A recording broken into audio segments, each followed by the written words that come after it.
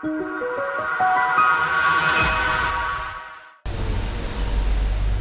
sa lahat na nagtatanong kung paano i-on yung audio settings ng ating Dawa CCTV, yan, ngayong araw samahan nyo kami.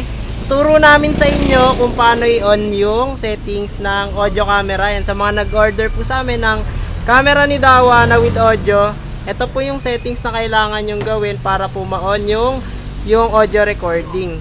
Yan, sa home screen po ng inyong CCTV, yan, sa monitor ninyo, right click nyo lang po yung mouse. Yan, click nyo po, isi-select nyo yung main menu. Yan, pag nakapasok na po kayo sa initial settings, makikita nyo po dito sa baba yung camera. Click nyo lang po yung camera. Ayan, tas dito po sa may left side, may makikita kayo dyang encode. Click nyo lang po yung encode.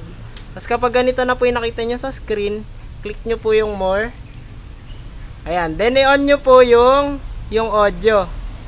Ayan, pag on nyo po ng audio, yung sa audio source, click nyo po yan, then select nyo po HDCVI.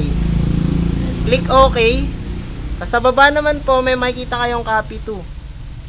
Pagka-click nyo ng copy to, select nyo lang po yung all para may apply sa lahat ng camera ninyo.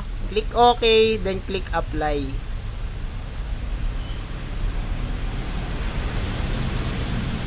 Ayan. So, yun po, ma-open na po yung audio record nung inyong mga Dawa camera.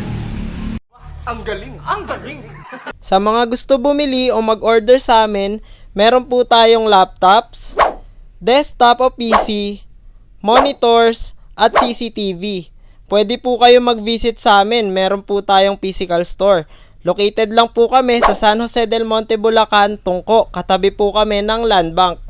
Kung malayo ka naman, pwede tayo sa cash on delivery. At pwede rin kayo mag-message o mag-order sa amin sa aming Facebook page, Shopee, Lazada, at TikTok. Take note nga pala, naka-sale po tayo ha. Kaya kung ayaw mong maubusan, mag-order ka na habang may stocks pa. Salamat!